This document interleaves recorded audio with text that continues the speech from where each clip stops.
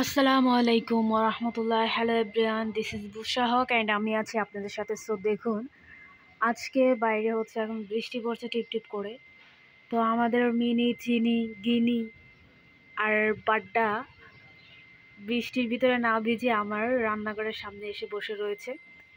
তো দেখুন ওই যে বাড্ডা কীভাবে শুয়ে আছে, আর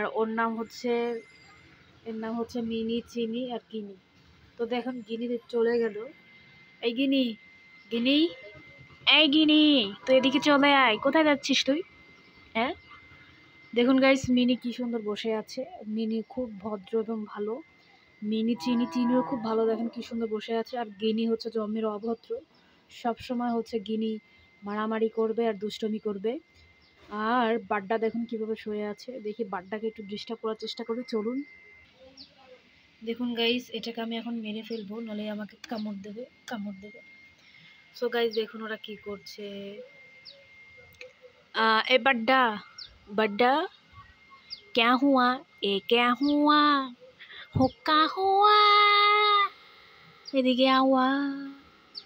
গাইস, বাইরে বৃষ্টি হচ্ছে টিপ টিপ করে। আপনারা জানেন জুন জুলাই আগস্ট এটা হচ্ছে বাংলাদেশের বর্ষার মৌসুম। সো এখন বৃষ্টি পড়ছে টিপ টিপে। আকাশের ওয়েদার হচ্ছে মেঘলা মেঘলা। এখন হচ্ছে 9টা বাজে, সকাল 9টা। আজকে 10ই মহররম। আমি রোজা রেখেছি আলহামদুলিল্লাহ। সো দেখুন এরা কিভাবে শুয়ে আছে।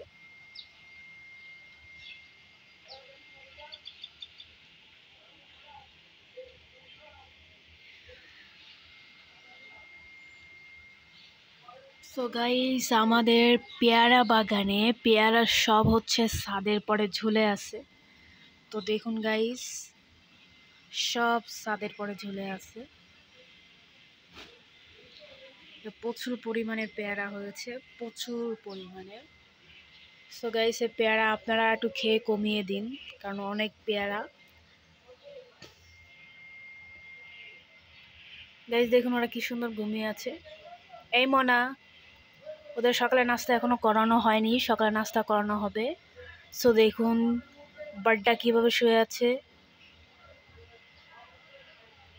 এ বাড্ডা, এরা অনেক দুষ্টু আবার অনেক মিষ্টি।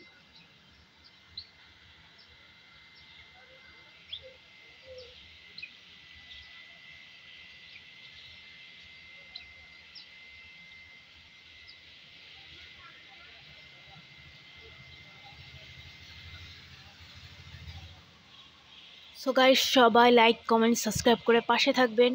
তো সকলের কাছ থেকে আজকে বিদায় নিচ্ছি। ইনশাআল্লাহ অন্য কোনো সময় একটি নতুন ভিডিও আপলোড দিব আপনাদের সামনে। নতুন একটি ভিডিও মানে ব্লগ নিয়ে আসবো। তো দেখুন এই যে গিনি কোথায় যে, দেখুন এই গিনি সবসময় শুধু আমাকে বিরক্ত করে। দেখুন ও বৃষ্টির ভিতরে কি এখন ওইখানে যাওয়া দরকার? হ্যাঁ, এই গিনি কিন্তু এখানে এসে কিন্তু বসতে পারে, এদের সাথে কিন্তু বসতে পারে। এদের সাথে না বসে গিনি দেখেন কোথায় গিয়েছে। ও সবসময় আমাকে বিরক্ত করে এইভাবে। হ্যাঁ, ও সবসময় একটু বৃষ্টিতে ভিজতে চায়। সো ওকে না পিটিয়ে একদম তক্তা বানিয়ে দেওয়া দরকার।